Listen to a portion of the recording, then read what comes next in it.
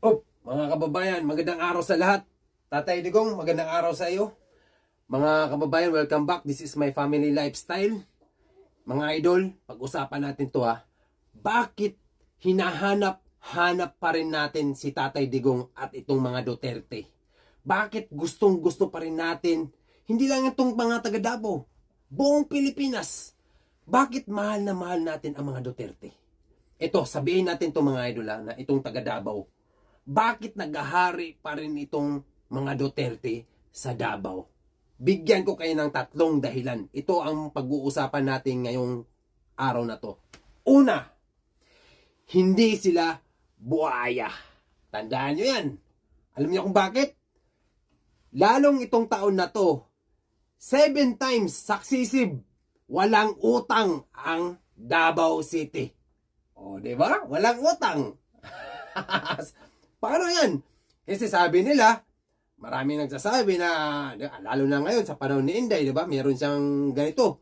Ngayon, sabihin natin ang totoo, ang Davao talaga, lalong-lalo na mga Duterte, wala silang utang. Ibig sabihin, maganda sila, mamuno, maayos, hindi buhaya. Tandaan nyo yun mga idol, di ba? Totoo yan. Pag walang utang ang namumuno, ibig sabihin, maayos magpalakad. Walang utang, di ba? Pangalawa, mapagmahal at merong malasakit sa bayan. Paano ko masabi sa inyo? Ang taga Davao, lalong-lalo na ito si Tatay Digong, pag once pumunta yan sa City Hall, one-on-one mga idol, sa harap ng City Hall, doon, kinakausap nila yung mga taong bayan. Ito pa, ma-oligarch man, o itong mga mayaman ka man, o itong mahirap ka man, ang puso nila talagang pusong Pinoy sa mga mahihirap na tao. Pangmasa. Nakita nyo naman ginawa ni Inday noon. Di ba?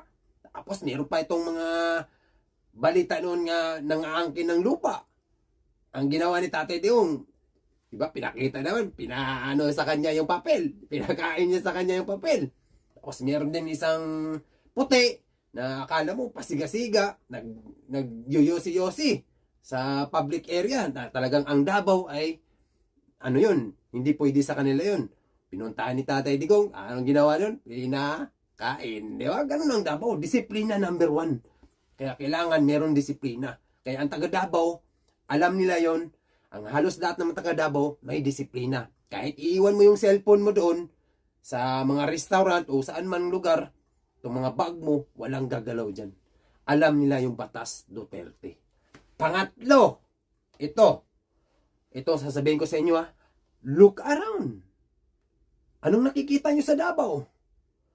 Only in the Philippines ang Davao City legit na merong 911. Maayos na sistema, free internet wifi, meron silang unified na ID na sinasabi nila ngayon. Grabe guys, mga idol. Paano natin masasabi? Look around. Ang ganda. Ganda ng Davao. Maayos. Safety. Tapos ngayon, 7 times successive. Walang utang. Ibig sabihin, ang namumuno dyan, maayos. Hindi buaya. Diba? Maayos. Kita nyo naman, itong panahon ni Tatay Digong noon sa pagiging presidente niya. Kaya hinahanap-hanap natin ngayon, diba idol? Sa panahon niya, anong ginawa niya sa atin? Alam naman, napakahirap yung sitwasyon noon. Pandemic pa. Pero bakit? Maraming mga infrastructure na nagawa sa panahon niya. Wala tayong bakuna. Anong ginawa niya? Nakipagkaibigan siya sa ating mga karatig bansa. Hindi ibig sabihin nakipagkaibigan ka, ay pro ka na. Ibig sabihin, meron tayong tinatawag na foreign policy. Diba? Kaya nagkaroon tayo ng gamot. That time, pandemic. Paano na lang kung ibang presidente nun? Saan natin pupulutin yan? Di ba? Ganon yung mga idol. Kaya ang Duterte talaga, kaya hinahanap natin sila at minamahal natin sila kasi mabuti, maayos, may paninindigan.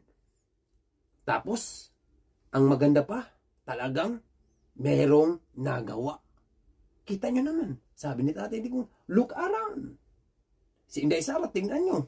Ang daming mga OBP at daming mga mahihirap na pumupunta sa OBP. Ang dami kaya naglagay siya ng maraming opisina. Di ba? Ang ganda idol. Kaya believe ako sa mga Duterte. Kaya I'm proud. Dabawenyo. Sulit DDS. Kaya paglaban natin to. Mabuhay ang Pilipino. Mabuhay ang Pilipinas. Fight lang. Yan ang tatak Duterte. Kaya umaasinso ang syudad nila. Walang utang. Doon mo makikita pag matino, maayos ang namumuno.